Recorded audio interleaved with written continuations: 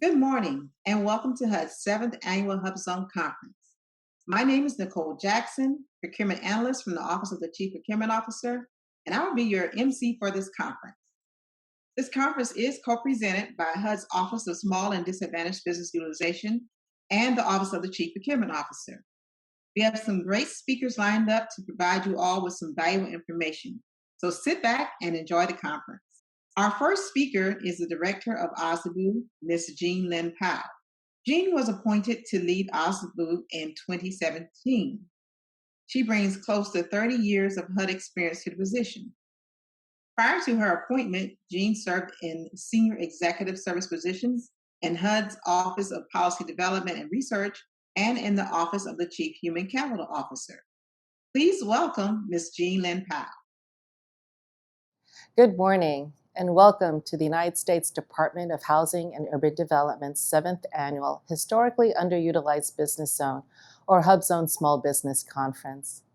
I am Jean Lynn Powell, the Director of HUD's Office of Small and Disadvantaged Business Utilization, or OSDBU.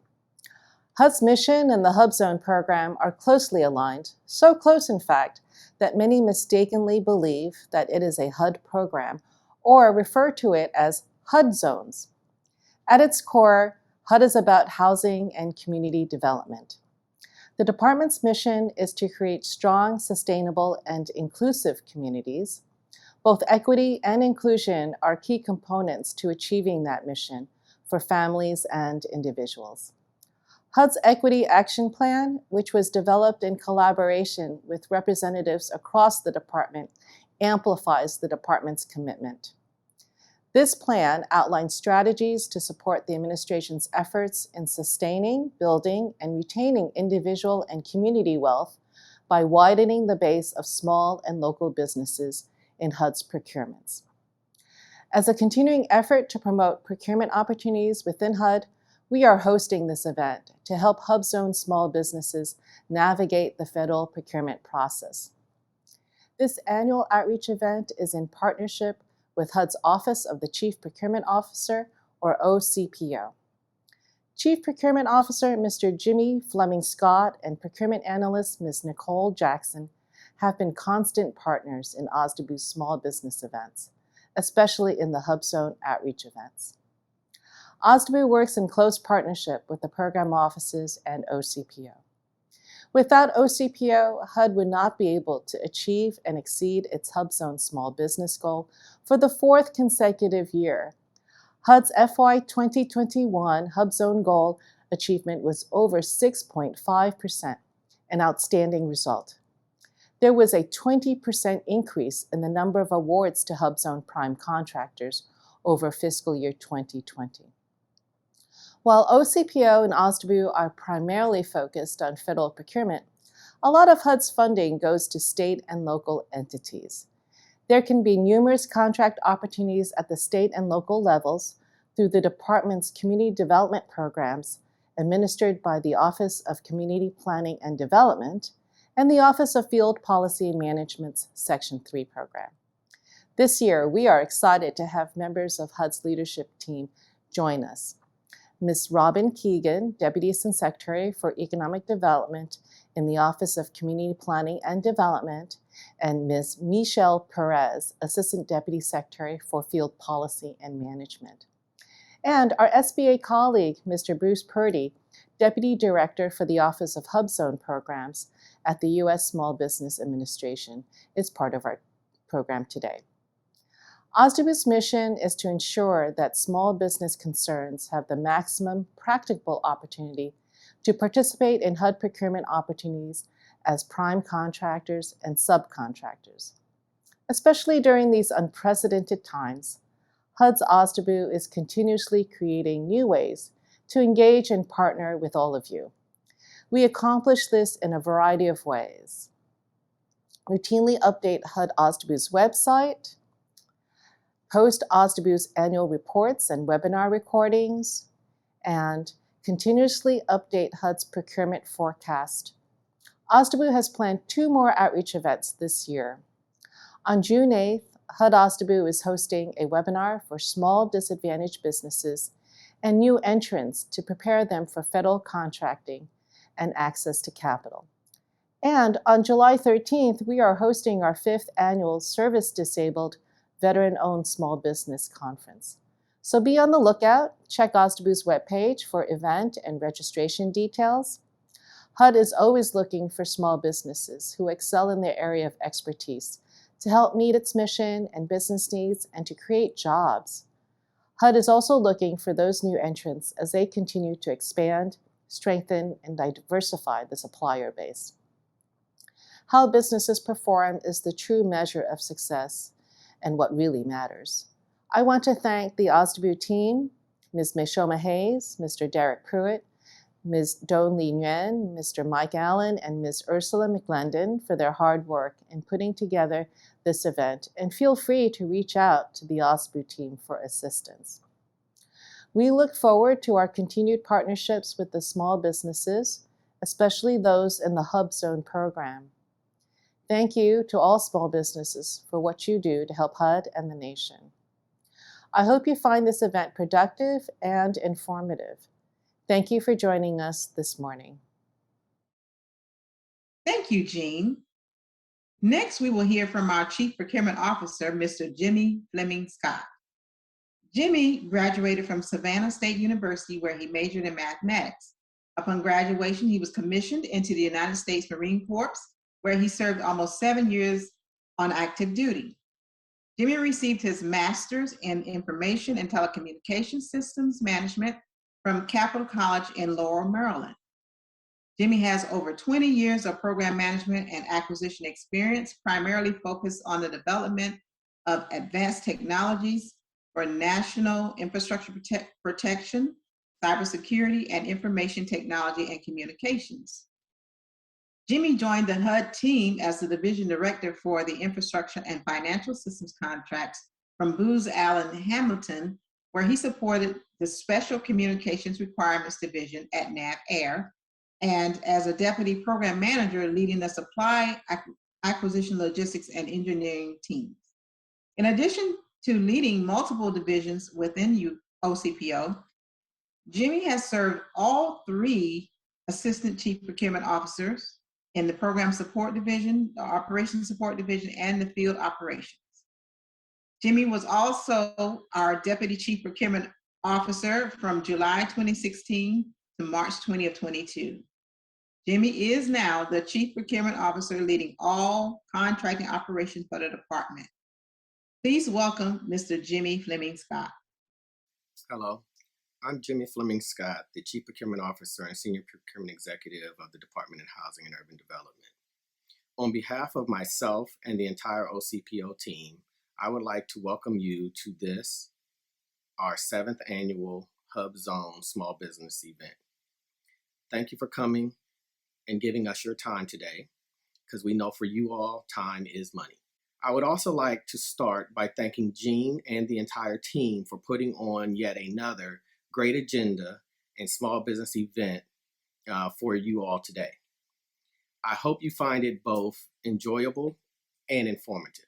I am always excited by these events, especially when I see the amount of interest and participation you all as industry show in HUD's programs, our opportunities, and our mission.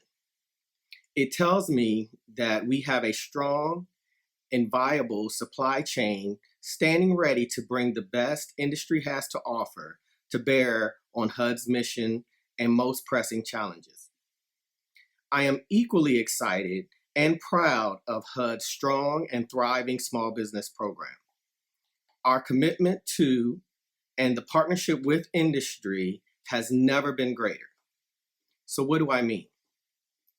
Over the last 3 years running, total contract obligations for HUD has been increasing, and indications are that trend will continue into the future. Last year, we obligated over $2 billion with a B dollars, and $495 million of that was awarded to small businesses. And since this is a HUBZone event, I would like to add that $64 million of that $495 million was awarded to HUBZones within our programs. This accomplishment allowed us to not only meet our 3% HUBZone goal set by SBA, but to exceed it by 0.7%, as 3.7% of our total obligations last year did go to HUBZones. While our small business engagement is strong, the administration is asking us to do even more. Over the next few years, we will see an increase in our small business prime and subcontracting goals to include increases in our socioeconomic sub-goals. But with the help of our industry partners, each and every one of you that is hearing me today, we stand ready to meet those new goals and hopefully exceed expectations once again. We have made improvements in our acquisition planning process to help with that. We hope that this results in a better and more complete procurement forecast that we will be posting to you earlier. We hope also this will allow you to also do your planning earlier to bid on those requirements that are in your company's interests and aligned to your capabilities. So what do we need from you? Just show up. That's all we're asking. That's all I'm asking is for you to just show up. Bid on competitive opportunities that come out, respond to requests for information and sources sought, because that's how we know that you are interested and that we have competition for our requirements. And lastly, continue to come to events like these so you stay plugged into what's happening within HUD's procurement space. We can't do it without you. And if there's no you, then there is no need for me. And I like my good government job. So please, just show up. If not for you and your business, do it for me so I can eat. Thank you for indulging me with your attention for just a few minutes. Enjoy the rest of the program and have a great rest of your day. Thank you, Jimmy, for that great information. Our next speaker is Ms. Michelle Perez, the Assistant Deputy Secretary for Field and Policy and Management. With 25 years at the field and headquarters levels of service-driven agencies, Michelle has led programs and directed operations across the government, nonprofit, and philanthropic organizations. In February of 2021, Michelle was appointed to serve as the Assistant Deputy Secretary of the HUD's Office and Field Policy Management. In this role, she oversees the department's regional and field offices as they deliver on HUD's mission to create strong, sustainable, inclusive communities and quality, affordable homes for all. Michelle launched her civil service in HUD's Midwest Regional Office in 1999 and is pleased to return to federal service as a part of the Biden-Harris administration. Please welcome Ms. Michelle Perez. Hello, my name is Michelle Perez, and I am the Assistant Deputy Secretary for the Office of Field Policy and Management at HUD. And it is my profound pleasure to be here with you today, the 7th Annual HUBZone Small Business Conference. Actually, I'm glad to be back here with you. After joining last year, it was really a great opportunity for me to learn about you and the work that you all are doing, and really to think long and hard over the course of the last year on how we continue to support you and what more we can do to help. Let me tell you a little bit about my office.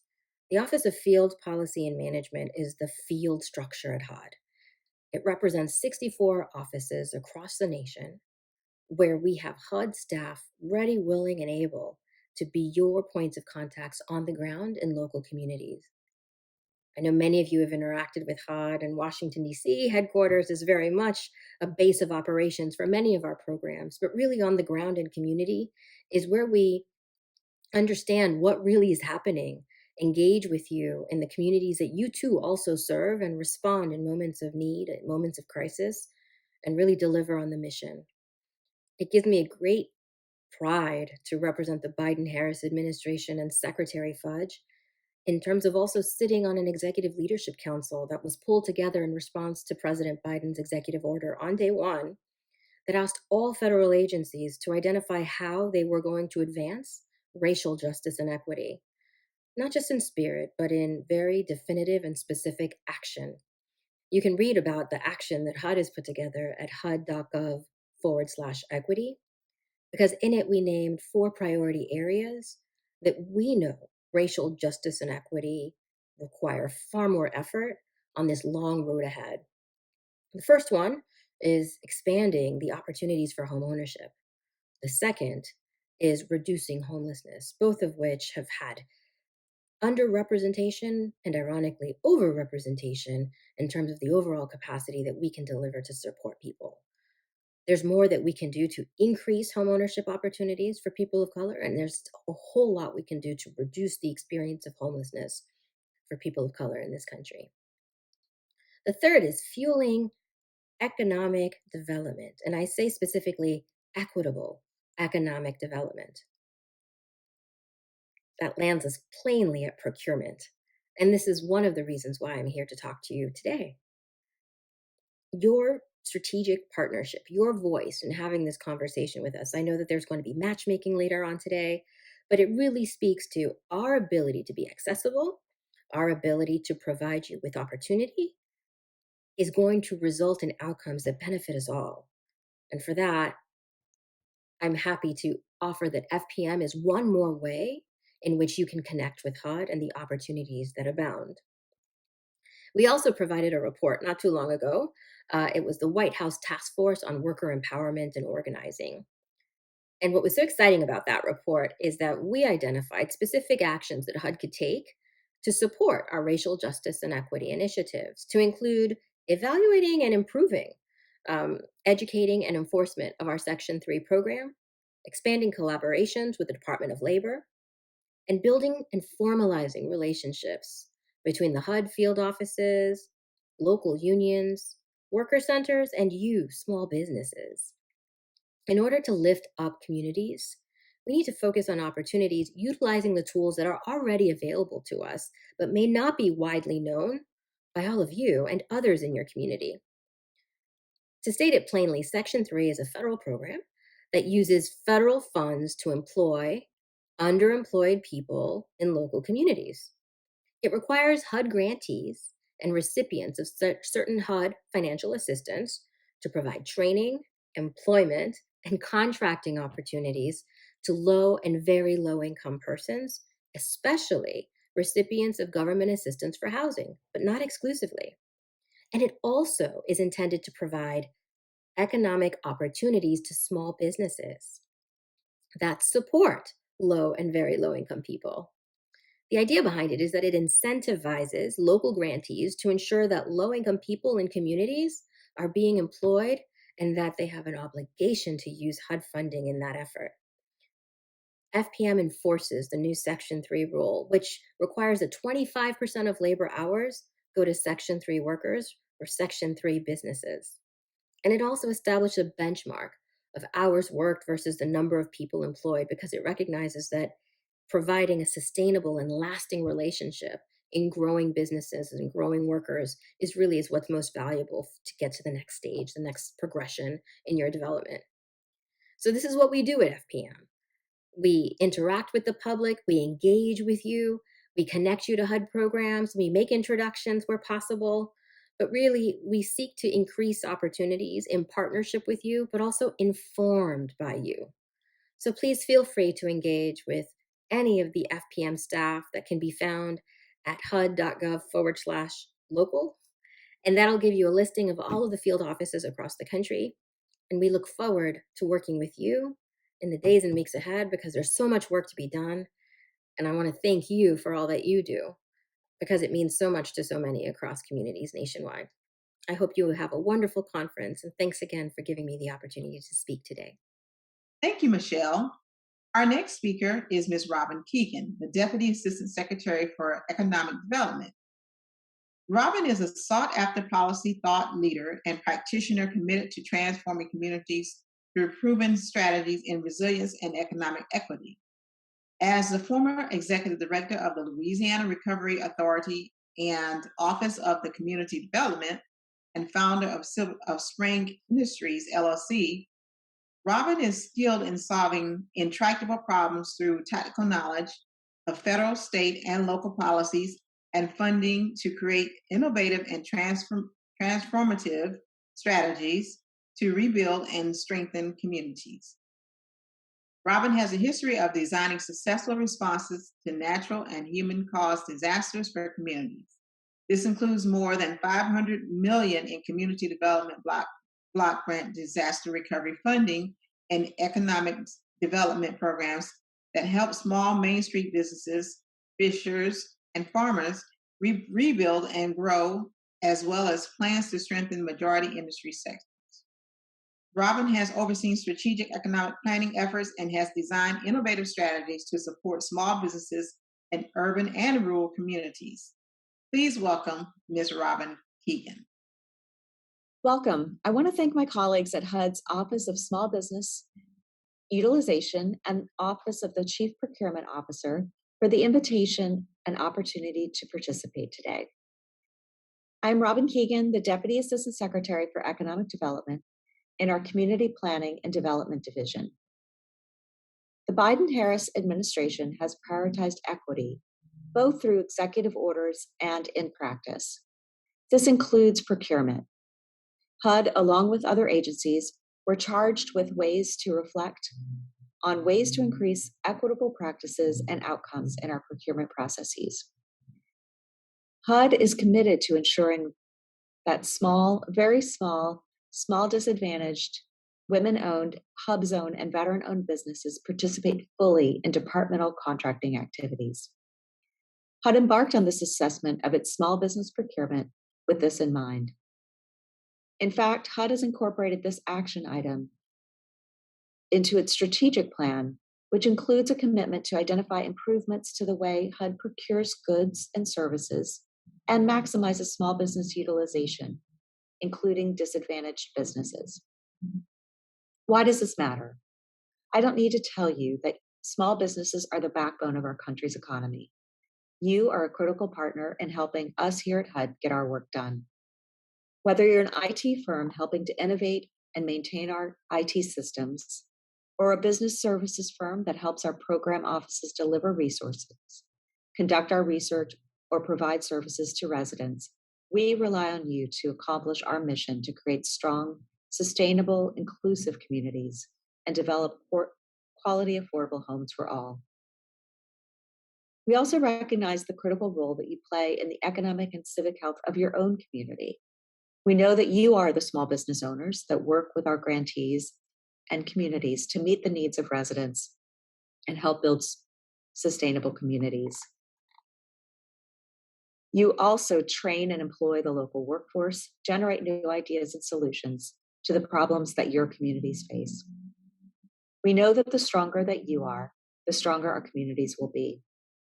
In addition to deepening our understanding of our internal procurement policies, we are committed to exploring ways to support our grantees to increase their utilization of small and disadvantaged businesses.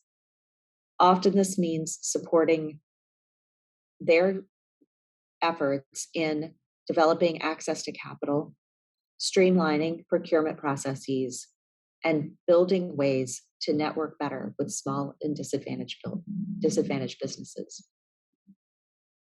We look forward to hearing and learning from you today, as well as going forward, on how we can continue to increase ways to support you as you support us in achieving our mission to make communities across the country stronger.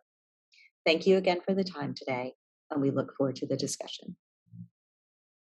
Thank you, Robin. I'm excited to introduce our next speaker, Mr. Bruce Purdy. Bruce is the Deputy Director of SBA's Office of the HUBZone program. He brings a plethora of knowledge and experience and has worked for the SBA in a variety of roles over the past 20 plus years. His role at SBA started as a program analyst and progressed to include the Deputy Associate Administrator, Office of the Small Business Development Center, and the Deputy Assistant Administrator, Office of Women's Business Ownership. Let's give a warm virtual welcome to Bruce. Hello, my name is Bruce Purdy, and I'm the Deputy Director of the HUBZone program at the U.S. Small Business Administration. Today, I would like to talk with you about the HUBZone program and some of the exciting changes we've made in the past few years. The HUBZone program was launched in 1999 as a means to fuel the development of distressed communities by providing small businesses with the preferential access to federal government contracts. The way the program works is that first, the federal government has set a goal to award 3% of all procurements to HUBZone certified small businesses using set-asides, sole source, and price preference awards. Small businesses become certified by locating in hub zones and by employing residents from those hub zones.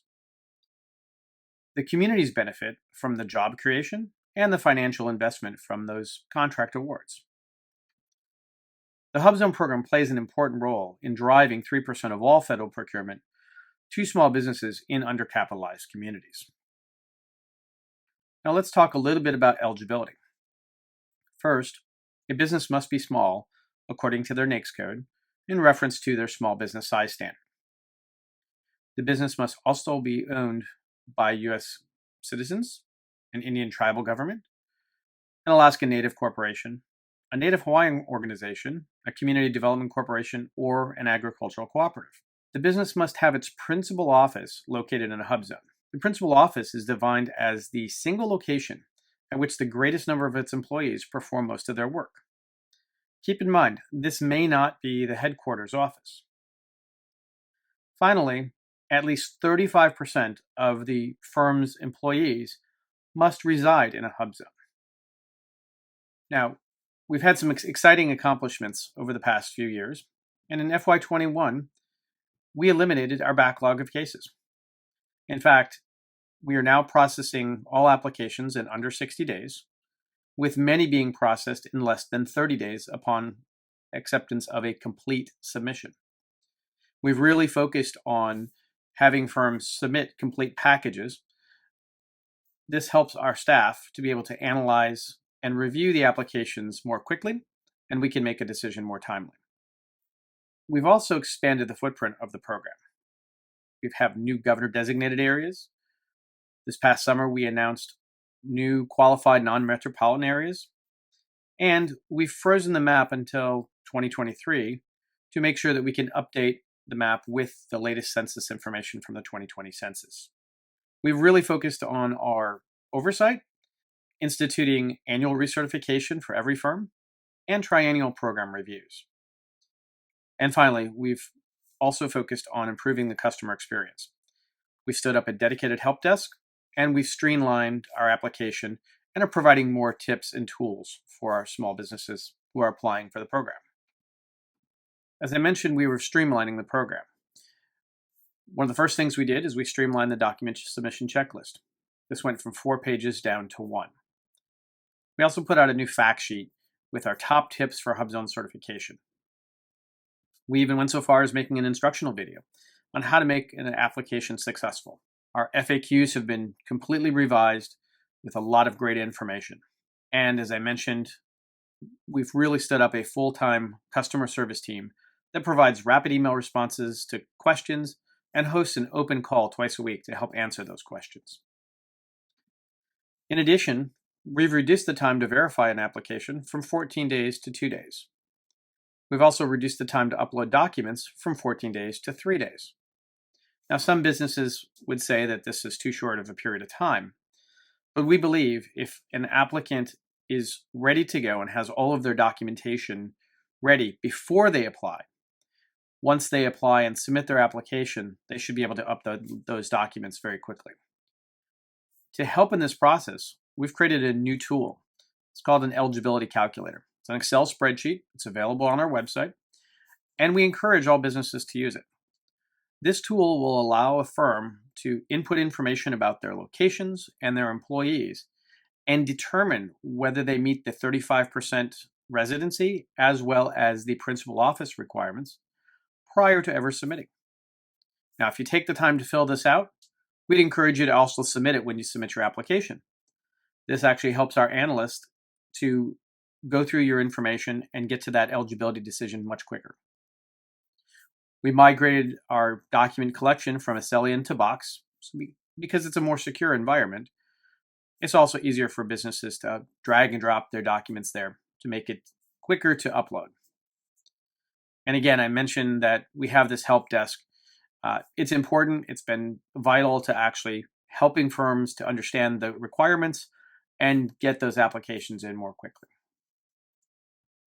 Now, once in the program, we have to focus on the continuing eligibility. So we've instituted annual recertification, where all certified HUBZone firms must recertify annually. This is an attestation that they remain compliant with the program's requirements as of the anniversary date of their certification. Now, if a firm fails to recertify within the required time frame, this will result in a proposed decertification. We love our fact sheets, so we created a fact sheet for our recertification process as well. And the questions for recertification also include questions about long-term investment and legacy employees. Long-term investment is when a firm buys a building or invests with a long-term lease into a building. These allow the firm to potentially maintain their HUBZone certification even if the map changes. Legacy employees similarly help a firm to maintain longer-term employees that have been with the company for a period of at least 360 days, 180 days on either side of the certification or recertification, have had continuous employment with the company, but may be affected by a map change or a move. We may allow those firms to count those employees as legacy employees. In addition to the recertification process, we have program exams. Every firm will have an exam within at least 3 years of their certification or their last program exam. Once the firm has recertified, we will then notify the firm that they are eligible and it's their time for an exam. It will be via email. And they'll have approximately 30 days to collect the information and return it to us. Those exams range from a simple one-page document, or it may be a site visit with our district office staff, or it could be a full exam where the firm will respond with the same information that they sent to us during their initial application, but updated to the most recent information. We do have a fact sheet on the new program exams as well, and put out a continuing eligibility of video. Now, the map is essential to the HUBZone program, and so I want to provide a little information about what's going on with the maps. Currently, the maps are frozen through June 30th of 2023. Once we update the map in 2023, we will then freeze it again for 5 years. This will create stability in the maps and make sure that HUBZone firms are not having to move around too frequently and can really focus on investment in those communities. Now, there are areas that are currently redesignated. This is a 3-year transition period once a qualified census tract or a qualified non-metropolitan county expires. These are still in effect, but for the existing redesignated areas, they will not be redesignated past 2023. Now, along with the footprint, I mentioned previously that we added a new area or a new category called governor designated areas. These are non-urbanized areas of 50,000 or less, where the unemployment is 120% of the state or the US average. Governors petition SBA to include these areas into the map, and we've encouraged opportunity zones because there is an overlap in the mission of investing in those communities. We granted our first petition in May of 2021, and since that point, we've added 2 additional states. We're focusing on this year to try to get every state the information on the program so that they may too submit a governor petition to add new areas to the map. I also mentioned we've expanded the map by adding in non-metropolitan counties.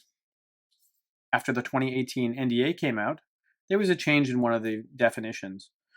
In doing the analysis on that, we determined that nearly 450 additional counties should be added. And so we've added those to the map. This next slide will show you some of the top states that benefited from having those additional counties. You can see that there were 59 new counties added in Texas alone. And these are just the states that had more than 10 counties added. So if you don't know if you've had a county added to your state, I would encourage you to check out the map. So let's show you the map right now.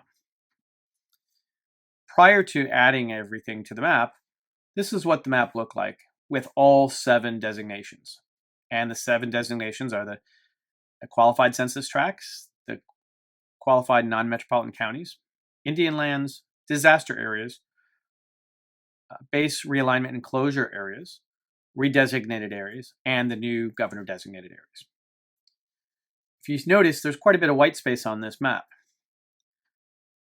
When we go to the next slide, after we added in those additional qualified non-metropolitan counties and the governor designated areas, you can see that more of the United States is covered. In fact, over 33% of counties are now considered HUB zone areas. The program has had a lot of impact and results. A 2019 study showed the following. We knew that there was $11 billion in federal procurement to HUBZone certified firms. But that really resulted in about $20.5 billion in aggregate economic activity. Resulted in 59,000 direct jobs and nearly 80,000 indirect jobs supported. And those employees, that equated to about $7.1 billion in earnings. Currently, there are about 5,000 firms in the portfolio, and approximately 40% of them are dual certified, meaning they may have a 8A certification or a women-owned small business certification or another certification. 70% of HUBZone contract awardees are in construction or professional and technical services.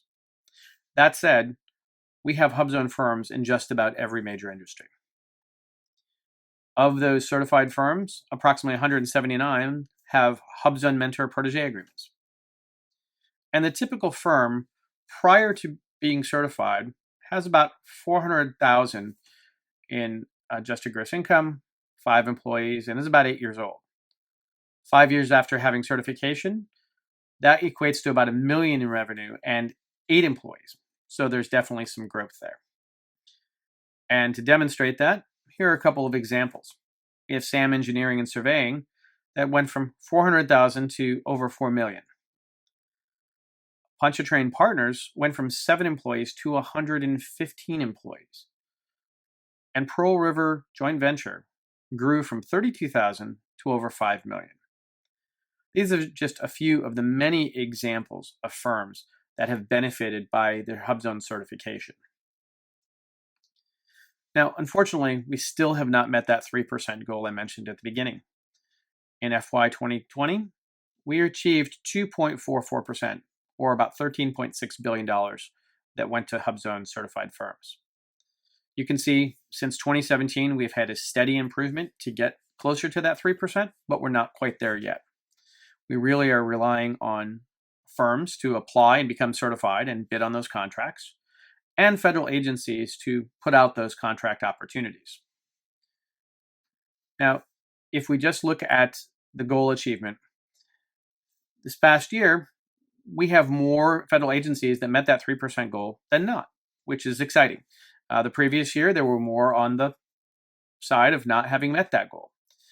And so we're continuing to work with those who have met the goal and encouraging them to do even more. And for those who have not yet met the goal, we're working with their contracting officers as well to encourage them to leverage the program. The HUBZone program continues to be a growing part of opportunities for businesses to gain revenue and to work with the federal government. If you are not currently HUBZone certified and you're located in a HUBZone area, I would encourage you to check it out. Go to our webpage at sba.gov/HUBZone, and you can see the exact steps on how to apply. Again, most of this material is going to be on our website. If you happen to be a federal agency and you have not met your goal, we would love to work with you and help train your contracting officers on the value of the program so that maybe you can get to that 3% goal as well. I want to thank you for your time and interest in the HUBZone program. If you have questions following this presentation or at any point, please reach out to us at hubzone@sba.gov. Thank you and have a great day. Thank you, Bruce. And now we will hear from Ms. Shoma Hayes from the Office of Small and Disadvantaged Business Utilization. Good morning. I am Shoma Hayes, one of the small business specialists in HUD's Ozdeville. Thank you to all of our speakers this morning. They have shared invaluable information and are all phenomenal leaders. I hope everyone has enjoyed the conference thus far and gained valuable information, a greater understanding of the HUBZone program, and about some of HUD's programs that may provide additional opportunities for small businesses. As Jean stated earlier, OSDBU hosts a number of small business events throughout the year, and we hope to see you again at our future ones. Please feel free to share these opportunities with your business network. For those of you who are registered for the next segment of the program, the virtual matchmaking, I hope you find your meetings productive and meaningful. We have representatives from across HUD's program offices ready to meet with you. This is an opportunity to make that first contact with HUD. Thank you all again for participating in today's event. Hopefully it exceeded your expectations. You will receive a brief survey about today's program, and please take that opportunity to provide us with direct feedback about today's event. Let us know how we did, and please provide any suggestions for improvement. Have a wonderful day.